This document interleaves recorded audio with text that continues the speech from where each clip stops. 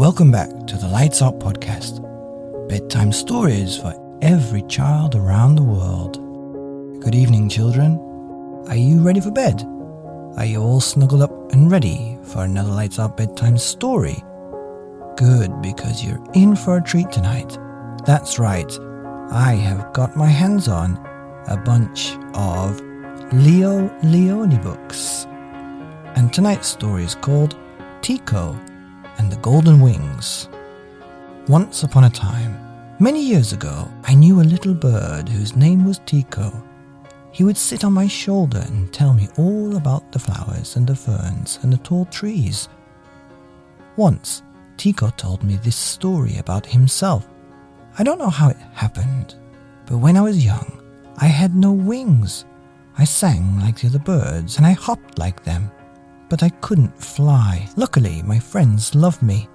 They flew from tree to tree, and in the evenings they brought me berries and tender fruits gathered from the highest branches. Often I asked myself, why can't I fly like the other birds? Why can't I, too, soar through the big blue sky over the villages and treetops? And I dreamt that I had golden wings, strong enough to carry me over the snow-capped mountains far away. One summer night, I was awakened by a noise nearby.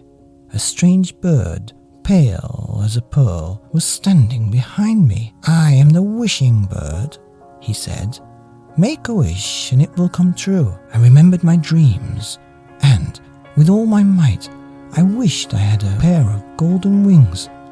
Suddenly, there was a flash of light, and on my back, there were wings, golden wings, shimmering in the moonlight. The wishing bird had vanished. Cautiously, I flapped my wings and then I flew. I flew higher than the tallest tree. The flower patches below looked like stamps scattered over the countryside, and the river like a silver necklace lying on the meadows. I was happy and I flew well into the sky. But when my friends saw me swoop down from the sky, they frowned on me and said, "You think you are better than we are, don't you? With those golden wings, you wanted to be different." And off they flew, without saying another word. Why had they gone? Why were they angry? Was it bad to be different? I could fly as high as the eagle. Mine were the most beautiful wings in the world, but my friends had left me and I was very alone. One day, I saw a man sitting in front of a hut. He was a basket maker, and there were baskets all around him. There were tears in his eyes. I flew onto a branch from where I could speak to him. "Why are you sad?" I asked. "Oh, little bird, my child is sick and I am poor. I cannot buy the medicines that would make him well. How can I help him?" I thought, and suddenly I knew. "I will give him one of my feathers." "How can I thank you?" said the poor man happily. "You have saved my child, but look, your wing." Where the golden feather had been, there was a real black feather, as soft as silk. From that day, little by little, I gave my golden feathers away, and black feathers appeared in their place. I bought many presents, 3 new puppets for a poor puppeteer, a spinning wheel to spin the yarn for an old woman's shawl, a compass for a fisherman who got lost at sea, and when I had given my last golden feathers to a beautiful bride, my wings were as black as Indian ink. I flew to the big tree where my friends gathered for the night. Would they welcome me? They chirped with joy. "Now you are just like us," they said.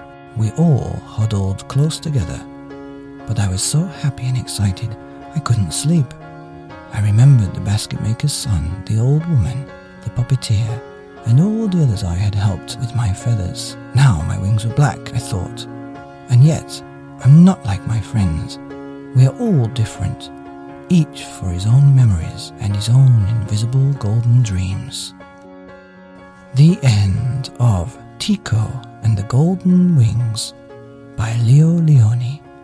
Here on the Lights Out podcast, bedtime stories for all the children with golden dreams around the world. Good night.